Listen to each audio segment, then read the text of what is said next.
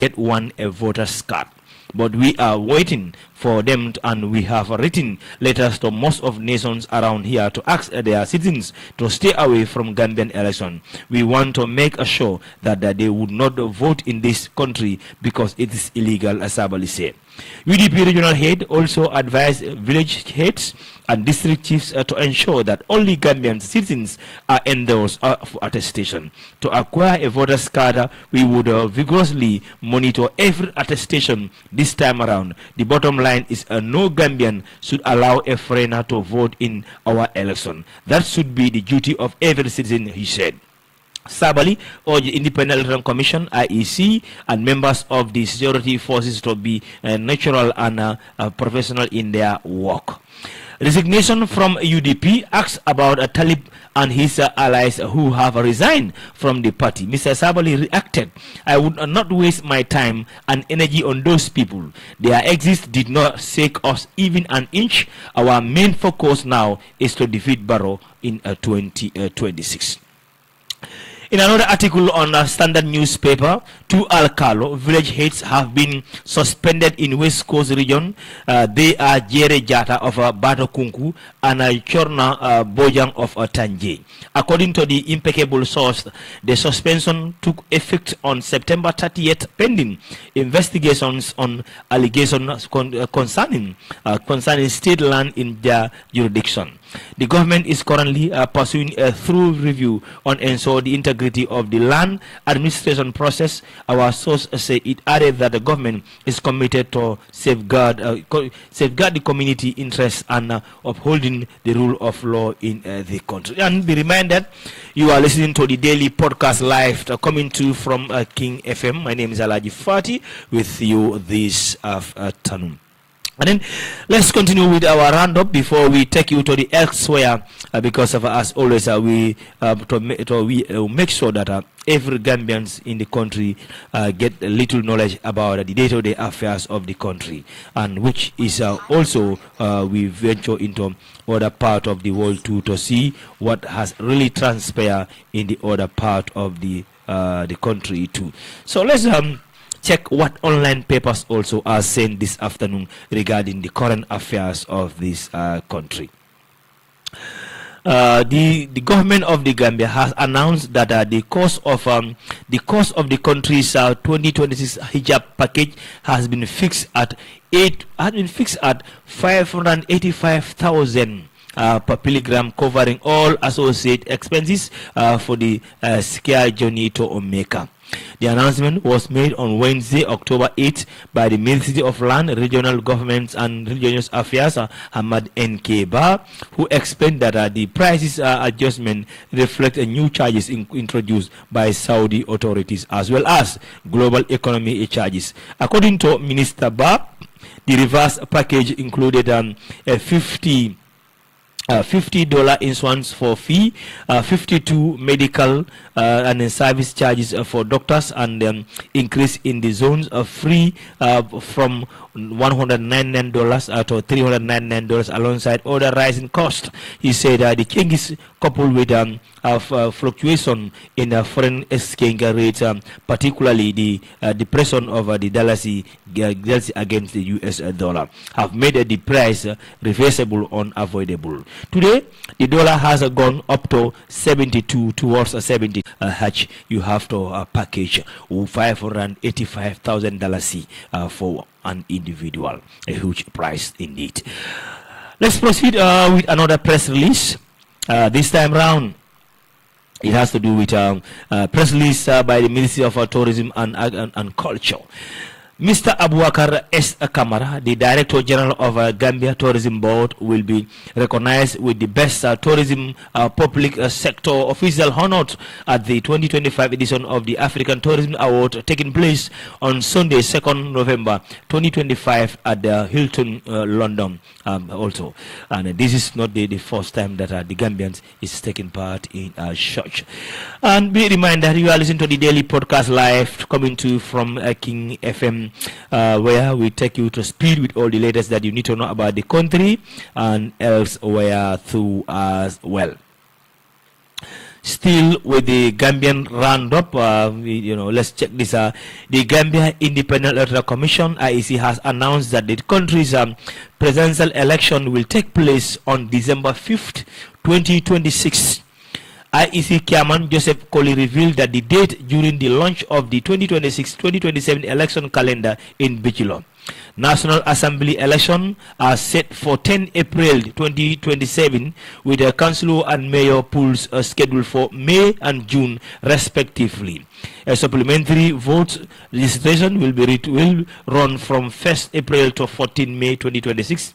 Colley urged political and groups to meet registration requirement, reaffirm the IEC commitment to transparency and legal application. So those were the updates that we have for you. So very important article. The Gambian general election will be December 5th, 2026. And then of course the National Assembly election 2 will be 10 April 2027, and the mayoral election 2 will be on the same line, will be on June as well. So those are the latest from the IEC. And be reminded that you are listening to the daily podcast live coming through from our studios here at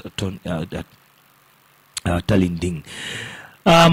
Plumes of smoke could be seen raised over Gaza just hours after Israel and Hamas agree to first phase of a ceasefire plan reportedly broke by U.S. President Donald Trump.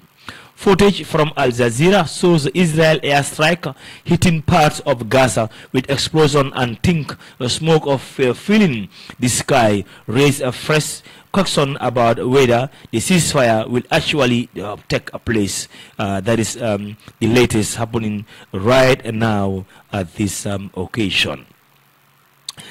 Senegalese Prime Minister Ousmane Sonko has announced that a second edition of the Invest in Senegal Forum held on October 7 and 8 in Dakar could, with the investment pledge totaling 13.2 trillion CFA francs, about a 23.5 US dollar. Closing the forum on Wednesday, Sonko said 51 partnership agreement and rejected deals were signed with 11,772 participants from 70 countries in attendance as well. So those were the details that we have for you from the African Roundup, and very soon we'll link you with West Africa Democracy Radio for all that you need to know about our continent. And then the Gambia Under-17 team record a 4-0 away win over Liberia with Ahmed Kanyi, ALAGIE Ba and Aliou Drame and Modou Lum each finding the net. Kanyi was later named man of the match following his performance in the game. So Gambia opened their Under-17 tournament with a sounding 4-0 victory over Liberia. There's a good scoreline for the young baby Scorpions as well. So those were the stories that we have for you for this edition of the daily program. So what we do now, let's take a short break, and when we return, we take you to Dakar and link with West Africa Democracy Radio for all that you need to know about the continent.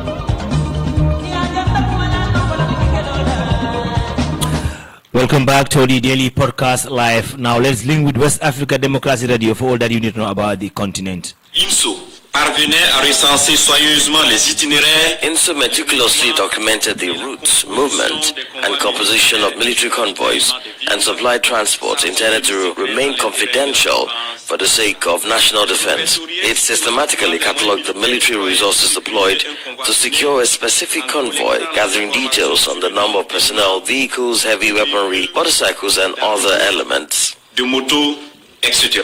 All individuals involved who have been apprehended will be brought before the FASA prosecutor on charges of espionage and treason in accordance with the provisions of Article 311(4). And that is the Burkinabe Minister for Security, Muhammadu Sana.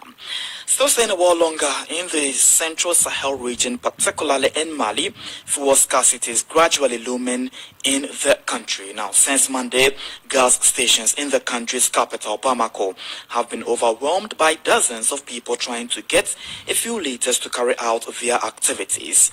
This unprecedented situation comes as fuel supply routes have been cut off due to attacks on tanker trucks by the Group for the Support of Islam and Muslims, JNIM. In the wake of this fuel shortage, the authorities are reassuring the public that measures have been taken to continue supplying the country with hydrocarbons. During a press briefing on Tuesday, Sumaila Jite, the Deputy Director General of Trade, Consumer Affairs and Competition, highlighted some efforts implemented by the government to control the situation. What has been observed on the ground when we look at the overall findings from observation missions, we can safely say that there are sufficient quantities of fuel available to supply the country for a certain number of days, while waiting for the competent authorities to implement the necessary measures. I can also say that the DGCC and OMAP are institutions that will continue to monitor the situation and, above all, provide accurate information regardless of how the country's fuel supply situation evolves. This is an opportunity for me, on behalf of the highest authorities, to thank the population for their patience, patriotism, and especially their spirit of resilience in the face of a situation that I emphasize is only temporary and will soon be resolved through the actions taken by the authorities. Sumaila Jite is the Deputy Director General of Trade, Consumer Affairs and Competition in Mali. Away from the Central Sahel region, but to Guinea, on some election-related issues, the General Directorate of Elections has established 2 commissions to oversee the sponsorships and campaign expenses for the presidential election scheduled for December 28, 2025.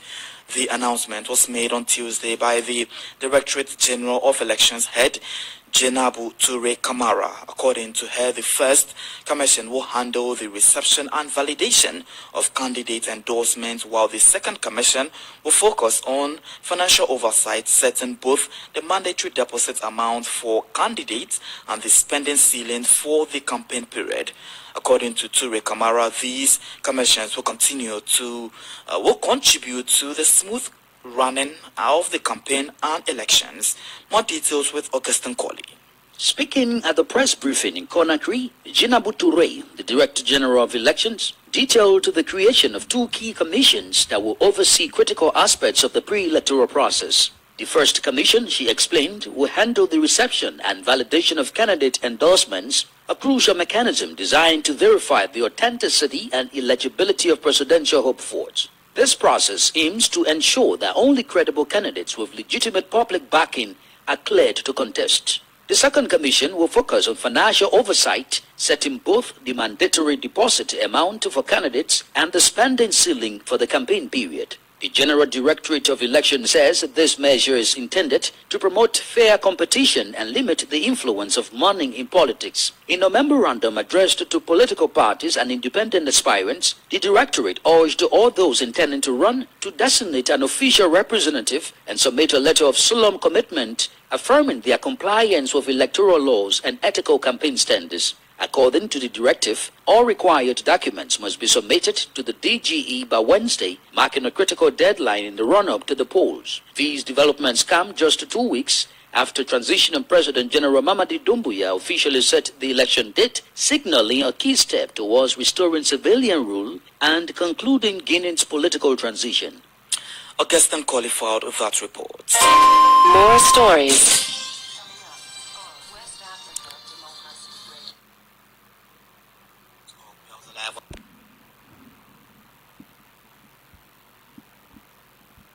We also live on Facebook at WADR English Service and on YouTube at WADR News. Here's a reminder of our top stories.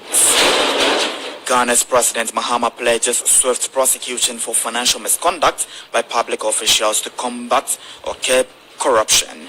Fuel scarcity looms in parts of Mali due to rising attacks on supply tankers by fighters from JNIM. And second edition of Invest in Senegal Forum concludes in Dakar with calls for sustainable investment in West Africa. Still ahead in the news, Nigerian government target 100 million children in a major vaccination drive against measles and polio. We do have the guest interview and sports news. Please stay with us. Fresh and breaking news all the time. Hear it first as the news breaks, only on West Africa.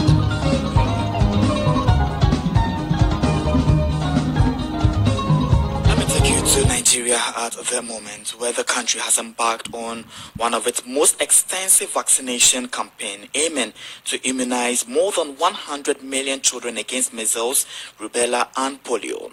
This large-scale initiative also seeks to bolster efforts to eradicate preventable childhood diseases throughout West Africa and the Central Africa. Backed by key partners such as the World Health Organization, UNICEF, Gavi, World Trade International and the Africa CDC, the campaign marks a significant stride towards advancing universal health coverage across the region. WADR's Usman Umar report from Abuja.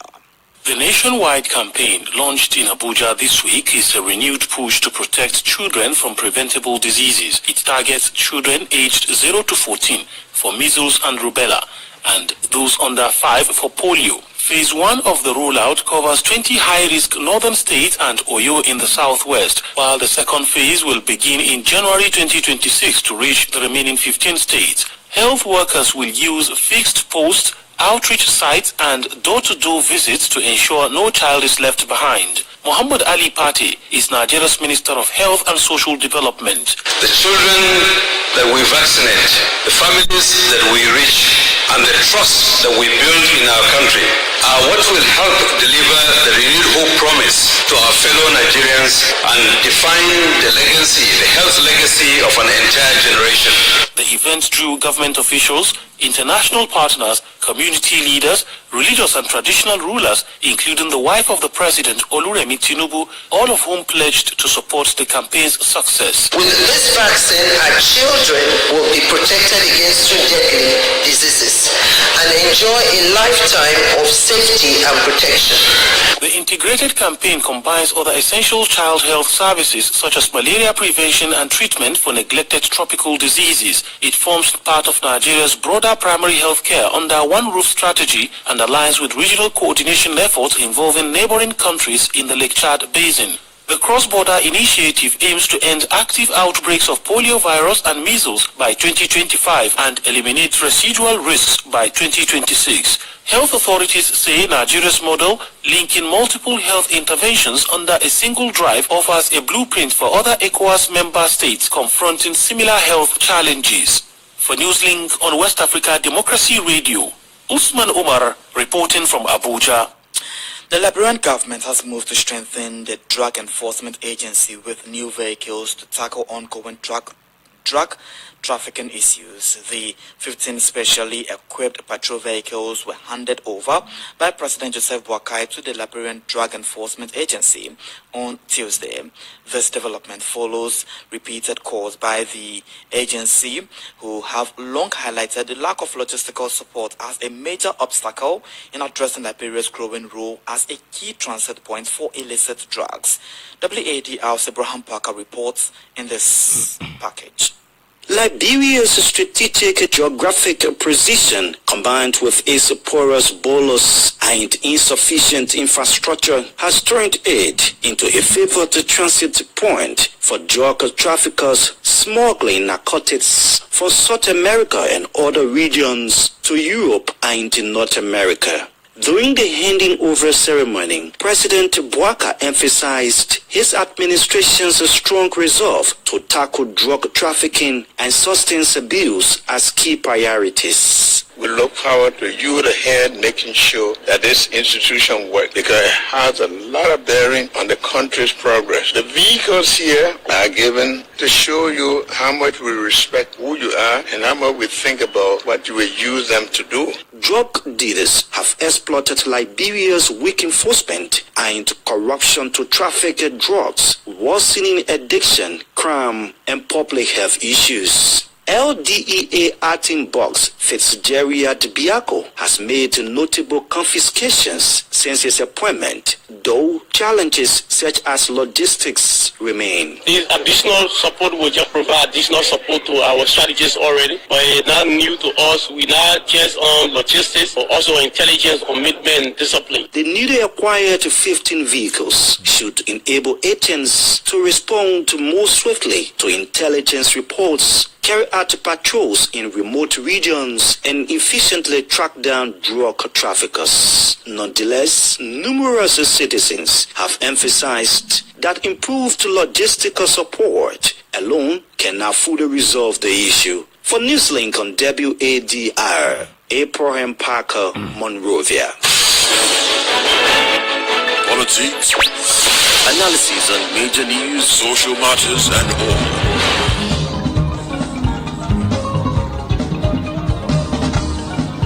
Segment, we are zooming in on Dakar, the bustling capital of opportunity, where the second edition of the Invest in Senegal Forum wrapped up today. The forum attracted a powerhouse lineup of global investors and decision makers, all eyeing Senegal's booming sectors, agro-industry, green energy, digital tech, and more. With Senegal fast emerging as a key player in sustainable development and innovation across West Africa, the big question is what's next for its economic future. To break it all down, we are joined by Professor Fallou Sam, the chairman of the Africa Trade Policy Institute. I guess that you can assess the impact of this by one quantitative element, and then three qualitative elements. The quantitative element is the number of delegates. We have more than 10,000 delegates that have been registered. Among them, 4,000 to 5,000 are investors and business people in various sectors. So the very impact of having value addition in terms of transportation, in terms of hotel, in terms of tourism, and in terms of all the expenditures that those people will do in Senegal is a value addition to the national economy. On the very issue of investment, I guess you can assess also the success against three elements.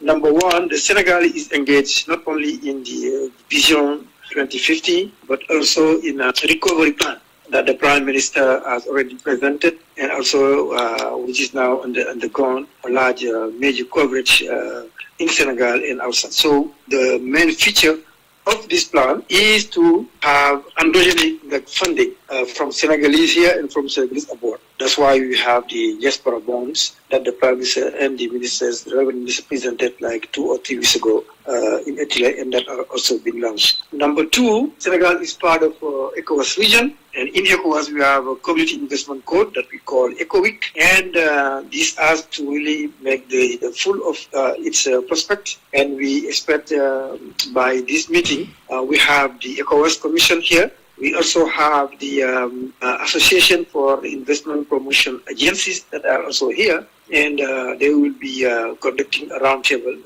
specific roundtable.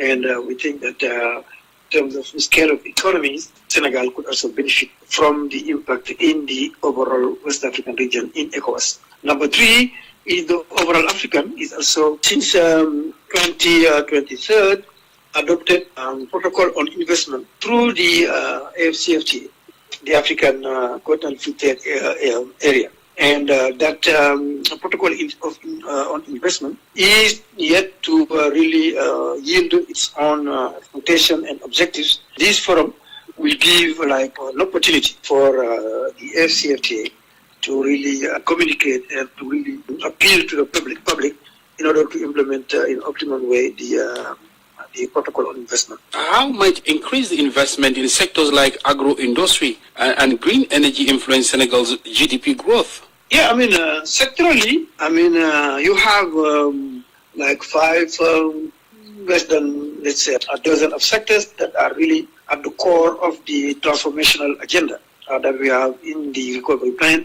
You have agribusiness, you have pharmaceutical, you have services, and namely the fintech and all the related ICTs. You have also fishery, and you have mining, and you have oil and gas. You have infrastructure. So all of those have been pinpointed in the very invitation and also in the very designing of the session and roundtables in a way to make sure that really after this we'll have a lot of pledge. And I guess that even before the conference, we have like more than $6,000 pledge in terms of investment thanks to this forum. You did mention earlier that about 5,000 of the delegates are investors. That prompted me to ask, what role do international investors, for example, play in shaping Senegal's sectoral priorities and the economy as a whole? Internal policy and external policy. Senegal is by tradition open country. Usually you have like the former colonizer France, but investment FDI from France have been taken over by China, and you have more and more FDI from Turkey, from all the BRICS countries, the emerging countries, and you have also investment from the Arab countries. So the Prime Minister just concluded a tour in the Arab countries. So really, we have a very diversified portfolio of investment that really will make sure that we are not tied to one country or to one sector, but we want to make sure that all partners are welcome, and we'll try to make the best of it. Professor Fallou Sam is the chairman of the African Trade Policy Institute. And in sports this evening, Augustine Colley joins me. Augustine, what's the latest? Good evening, Chris. Yes, there are interesting results coming out of the FIFA World Cup African qualifying matches so far. Ethiopia caused a surprise at home win, 1-0 victory over Guinea-Bissau, jeopardizing the Jutos' hopes of qualifying from Group D matches for the FIFA World Cup 2026. Cameroon took a significant step towards qualification by beating Mauritius 2-0 in St. Pierre. Eswatini came close to victory in Mbambari before being caught by a determined Angolan side. The first half dominated by the Palancas Negras. Justice Figueiredo capitalized on 2 defensive errors to give the home side a 2-goal lead. However, the draw sealed Angola's fate as they were now out of the running for the World Cup qualification. Cape Verde salvaged a valuable point in Benghazi after a spectacular 3-3 draw against tenacious Libyan side. And I know you're also concerned about other results, so yes. Ghana defeated Central African Republic 5-0. Burkina Faso defeated Sierra Leone 1-0 in that match played in Monrovia. Mali defeated Chad 2-0. Like I said, Angola and Eswatini drew, and Egypt defeated Djibouti 3-0. And coming up tonight, Tanzania will face Zambia, Niger will face Congo so far. But tomorrow, Kenya will face Burundi, Liberia will face Namibia, Guinea will play Mozambique, Algeria will face Somalia, Botswana will face Uganda, Malawi will play Equatorial Guinea, and on Friday the Ramoto Gabon playing Gambia, Togo, and the DRC. Yeah, we'll also see Nigeria be in action against Lesotho as well. Very well, very well. But I guess I'm very happy. Of course, and congratulations to the Ghanaian guys, the Black Stars. 5-0. That's nice. Thank you very much. I guess Nicole with the latest in the world of sports. And that was the latest roundup on the sports segment on the DWS Africa Democracy Radio, latest news episode. Rebroadcast on King FM 94.7 with me, ALAGIE Fati.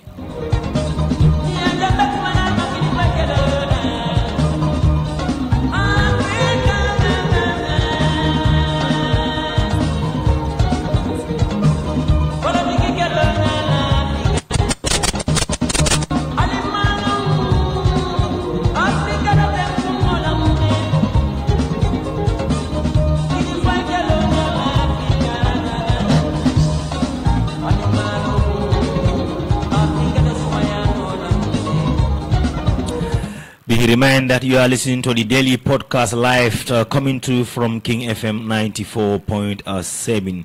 And quickly before we go, the Gambia's Independent Electoral Commission (IEC) has announced that the country's presidential election will take place on December 5th, 2026.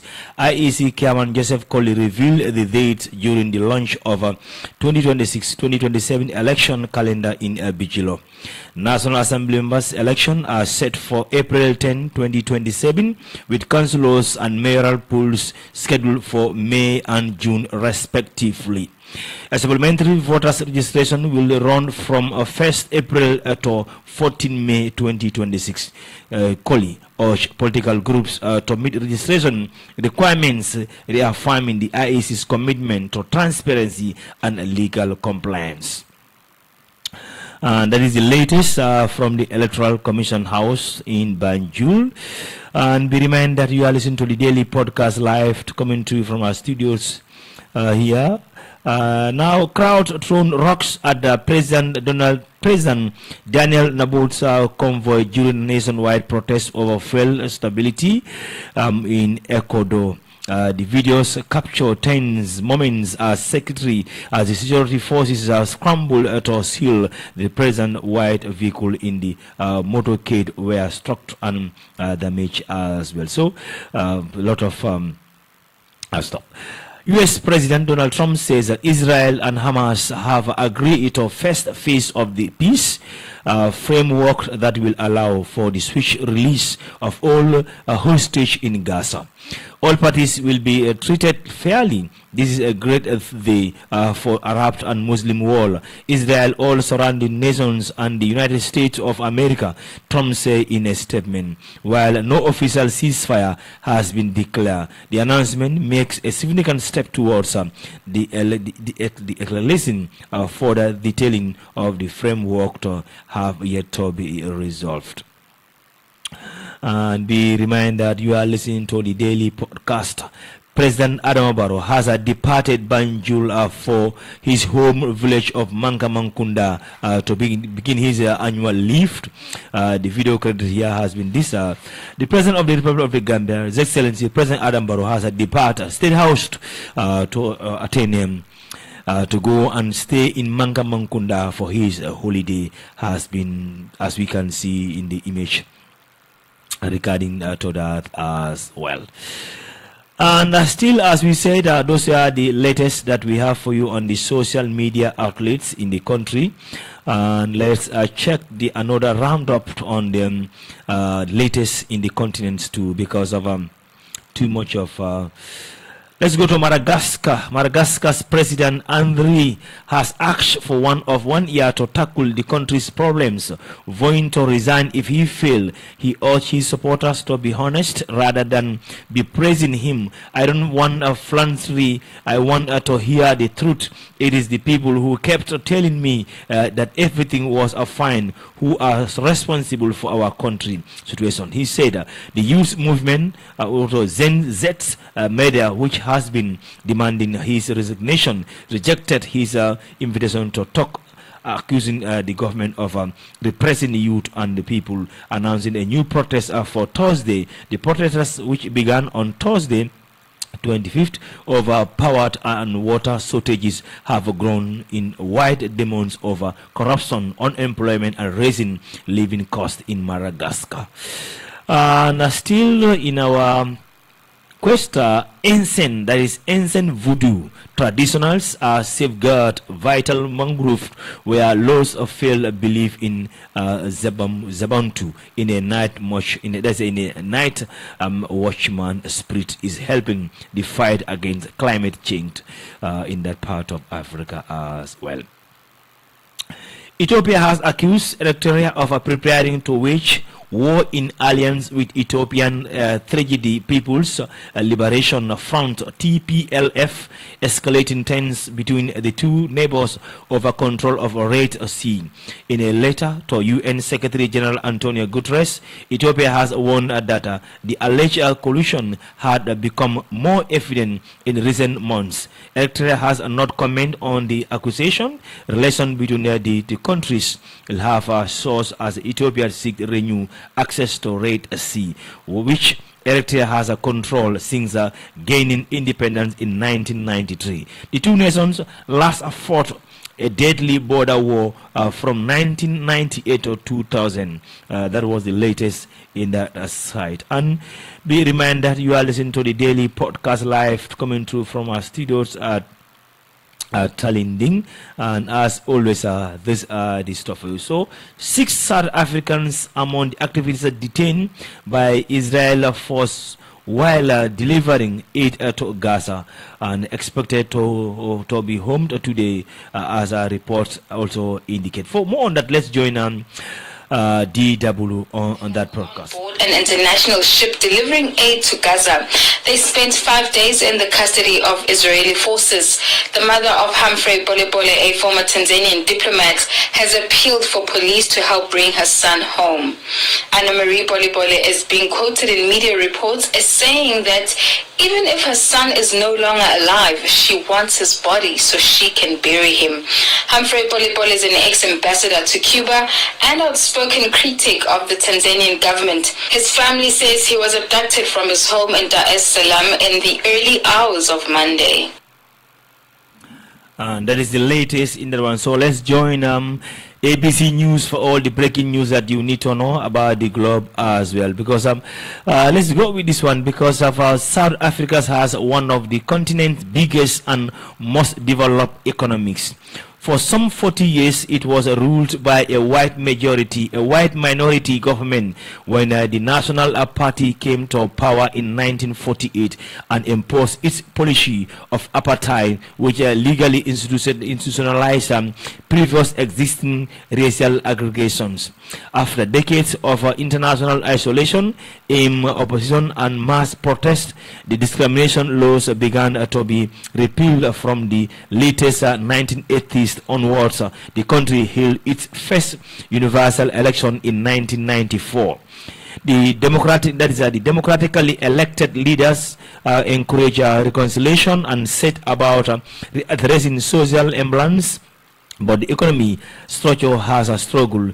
In 2022, the World Economic Forum warned that South Africa's risk state collapsed with a record unemployment level, high crime rate, unsustainable spending, mismanagement, institutions, and corruption has also been something else. Cyril Ramaphosa was sworn in for a second term as president in June 2024, even though his party, the African National Congress, ANC, failed to secure a majority in parliamentary in May 2024 election. ANC, which has governed since the end of the racist system of apartheid in 1994, lost its majority for the first time after election proceeded. No outright winner. ANC got 40% of the vote, a drop of 17% point, and it lost 70 seats in Parliament 3.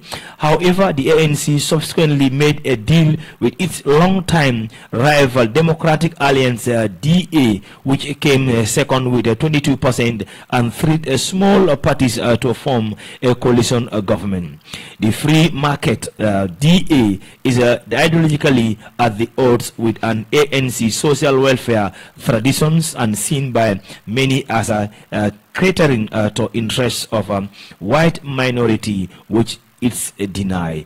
But the two political opponents have agreed a common agenda of fixing the country's infrastructure, providing basic service such as water and power, and creating jobs.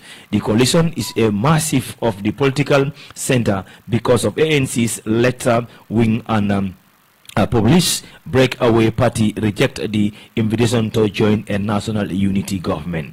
At this inauguration, President Ramaphosa told South Africans the coalition was committed to reserving inequality and growing the economy, but he also warned that unless it has addressed deep inequality, the country would become unable to sustain despite progress. Our society remains deeply unequal and high polarized, and added that there are toxic clevarances and inadequate social frameworks can also help us to grow as a better nation. And be reminded that you are listening to the daily podcast live coming to you from our studios at Talending. My name is ALAGIE Fati, and this has been your daily podcast. Let's do our final roundup with ABC News regarding the latest in Gaza. Because of President Donald Trump announced Wednesday that both Israel and Hamas had signed off on the first phase of the peace plan in Gaza, following negotiation in Egypt's Red Sea city of Sharm el-Sheikh. The Israel's government is expected to rectify the idea at around 11 a.m. ET on Thursday, after which a ceasefire is expected to come into effect. Phase 1 of the deal will see the remaining hostage returned from Gaza, a number of Palestine prisoners released from Israel jail, and the partial withdrawal of Israel Defense Force inside the Strip. Trump said the agreement represents the first step towards a strong, durable, and everlasting peace. Intense and deadly Israel attacks on Gaza City, the largest urban area in the Gaza Strip, and elsewhere in the devastating Palestine territory, continue in Thursday. So those are the latest regarding U.S. President Donald Trump playing part in Mexico. At the end, there is peace in Gaza. And I'm afraid this is what we have for you for today, for this edition of your daily podcast, coming to you from King FM. My name is ALAGIE Fati. Till we come again tomorrow, God willing, have a peaceful day. Goodbye.